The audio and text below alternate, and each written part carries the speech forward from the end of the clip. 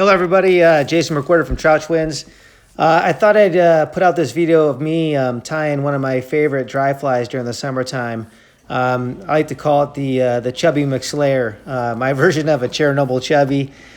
I got a size 8 hook here. It's actually, interesting enough, a streamer hook, but it's pretty light, and it's really a good size for the Chernobyl Chubbies.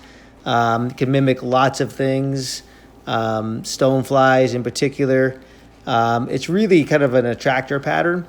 I use red thread on this. You can use whatever you want. I like to use red thread. It mixes well with the orange, and it creates a nice hot spot on the front when I whip finish this. Got some flash on there for the tail. I'll trim that back once I get my first foam on here. So that is it's a kind of a tan foam, and then on top I'm going to put a dark brown. The 2 layers of foam really adds a nice level of flotation to it. Put some Zap-A-Gap here to keep it from spinning. I kind of have the philosophy, the more Zap-A-Gap you have, the better it is for flies. Just really keeps them durable, and this with foam, it can spin pretty good on you. So finding ways to keep that from twisting on you is always good. So there's my second layer of foam. Another dab of Zap-A-Gap in there. Generally, I'll even put a little dab on the actual thread as I wrap it. Really cinches it tight. I got to be careful, though. Don't cinch the thread too tight on foam. You can actually cut through it. So you want to be kind of gentle on that, but just enough firmness to keep it in place. So what I'm putting on there right now is some orange ice dub, and I'm going to spin that around and create kind of a base where that thread is. And the reason why I like to do that is when I put the legs on, it's got a little something, almost a bump on each end where the legs are going to splay out correctly. If you were to put the legs on first, the thread cinches it tight, and the legs almost come together and meet, and they just don't splay out as well as I like them. So if you put a little layer of ice dub on there and then the legs second, you'll tend to get them to lay a little bit better. So you're going to see me put on next a set of grizzly flutter legs. I like the black and barred orange. It goes well with the orange ice dub. Now the orange ice dub, I'm using more of a hot spot, so I'm putting it on the rear. And then I'm going to put it on the front for the head. The main body is going to be Hare's Ice Dub Tan. There's all kinds of different variations you can do here, but this is just my favorite. Had a lot of success with this. It can really kind of mimic a tan stonefly. The orange hot spot is always a good attractor color. Now you can cut these legs to size, before you put them on. You can really spend time kind of setting them up. I like to just kind of put them on in a general way, make sure they're long enough on both sides, and then I'll trim them to size once I got them on there. But you can see with that ice dub base, the legs kind of flare out rather than come squeezed together. It just creates a nicer looking fly. So I'm going to put some more orange ice dub on. I'm going to cover up the thread on a couple wraps around the top, and then I'm going to wrap it underneath and create kind of a little bit bigger of a hot spot on there. That orange ice dub is really difficult to work with. You can use dubbing wax. I kind of licked my fingers a little bit there and kind of got it spun on there. I actually like it when it's a little bit loose. Kind of looks a little sloppier. But those loose fibers, to me, they kind of get worked out, and they kind of have a real buggy look to them. It's kind of personal preference. This has worked really well for me, so I kind of keep it that way. All right, so now I'm going to go ahead and put on some Hare's Ice Dub Tan. It's a really nice product. Got some crystal in there, kind of that hare's ear color to it. Same thing, I'm going to wrap it fairly loose, which you're going to see here.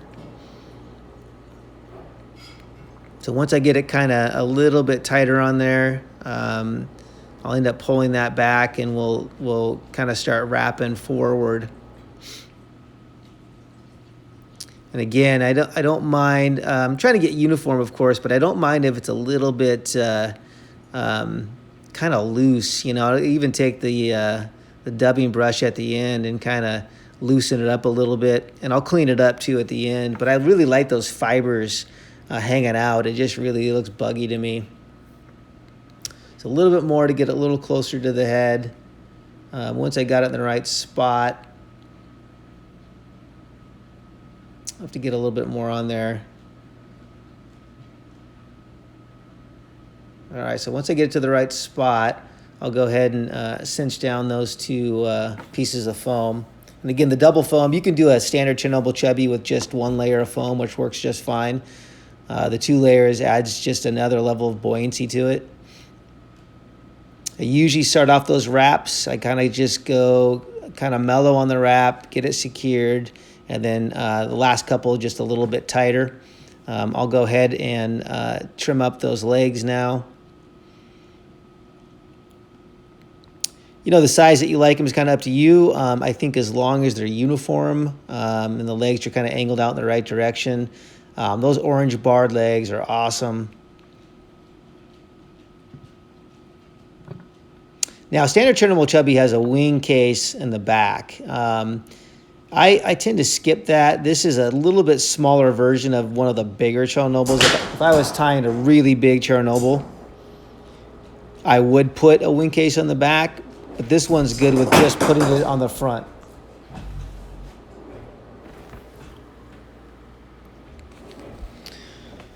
Now, you can trim that head right now if you want. I tend to wait.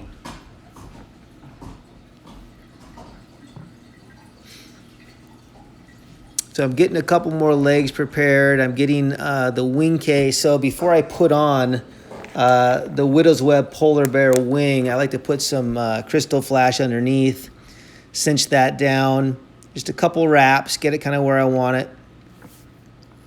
I really like that to be just a touch over the back. But you can see when I press that down, just so when I get that pressed down, when the fish is looking up, there's just a little bit of that flash that we see. Cut that off tight. Good thing, little trick is use your finger and you kind of press down on that and it kind of splays out that underwing, so that when you put that Widow's Web Polar Bear on top, it really causes that the flashy part to kind of spread out so it can be seen from underneath. I wanted to put a little bit more on. Again, that's kind of personal preference. A lot of that really isn't seen by the fish unless you kind of spread it out. So you got to have enough on there that it's going to kind of spread out along the edges. Okay, now I've really used my finger and kind of just really press that, get it spread out like a wing.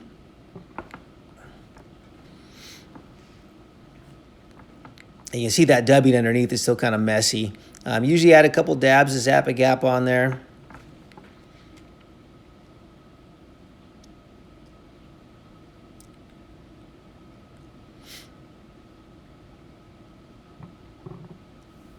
All right, so now getting legs ready. I'm getting the Widow's Web Polar Bear.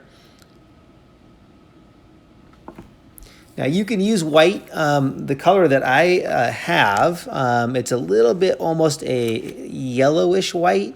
On camera it's going to look white, okay, but it has just a little bit, there's just a little bit of yellow in it. And it's a really cool color. I think maybe it's not as, I don't know, to me it looks a little more natural to me. Now, when you cut it at an angle.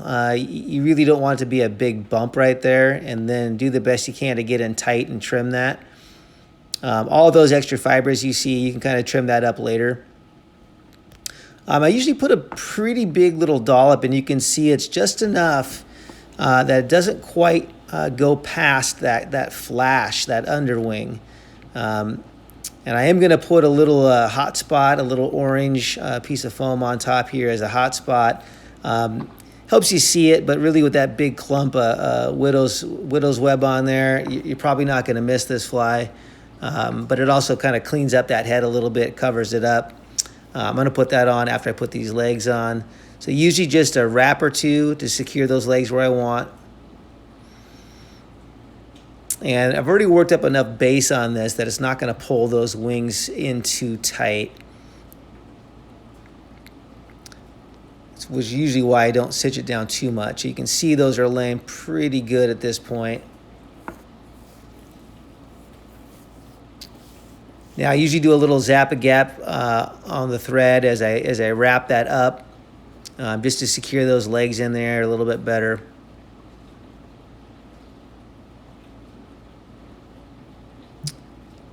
Try to keep that zap-a-gap off those rubber legs. It's weird when it actually gets on those legs, it can stick on everything, and sometimes it causes the legs to actually warp or bend, which obviously you don't want. So I'm going to use some dubbing wax here, just because that orange ice dub is just really kind of flimsy, and it just kind of creates a little bit better or a little tighter dub on there. So I'm going to go ahead and get some orange on there. I'll wrap that up over that wing. But before I do that, I want to put on a little bit of piece of orange foam as kind of a hot spot on top, and it kind of covers up that head.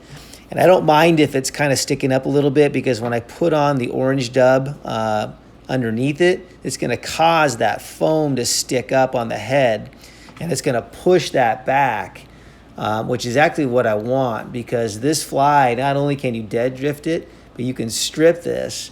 And when you get that head kind of angled up, it really creates a nice wake. One way to fish this is you dead drift it, and then as you get through your drift, I'll even strip this thing almost like I'm skating it. And I can't tell you how many hits and fish I've caught, you know, at the end of that swing as I'm stripping it in. All right, I'm just gonna put on a little bit more orange. You're gonna see me pull that head back. And then I'm gonna finalize the head here just by wrapping back. Again, it's okay if it's loose. It's okay if you got some orange fibers. I tend to like that myself. Pull that back just so I got enough room there to tie on that red thread. And you can see now that head is kind of angled up. It's gonna chill and mellow out just a little bit here in a second. And then I'll basically go through and trim everything. So zap-a-gap that, wrap it, and then I'll whip finish it. And then basically it's just cleaning the fly up, cutting the head back, cutting off that orange hot spot, you know, leveling out or measuring out the legs, you know, from the wing case, any extra fibers, kind of clip those back. Do a little clipping on the dub there as well underneath. And one thing too, when you clip that head back, do a couple little nips on each side. It kind of creates a little bit more realistic head, which I'm doing right here. I should have done it on the back before I put the wing case on, because it's a little tricky when you got to lift that up. And be careful not to cut off the legs. I can't tell you how many times I've finished a fly and then cut off the legs, which is quite frustrating. So just be careful on what you're doing. Just kind of rub that out a little bit underneath, and then any extra really long fibers, I'll cut those or pull them off. But again, I like a little fuzziness down there. It does create that really leggy, buggy feel. So now I'm just kind of cleaning it up, but that is the Chubby McSlayer. I've caught a lot of fish on this fly. You can tie it in different sizes. You can do many versions of it. It floats well, drifts well, strips well. Again, it's just my version of a Chubby. Nothing real new here, but it works. So get out there and sing a line, have some fun, give this fly a shot. Hopefully it'll be successful for you. Take care, and so maybe we'll see you on the water sometime. Have a good one, guys.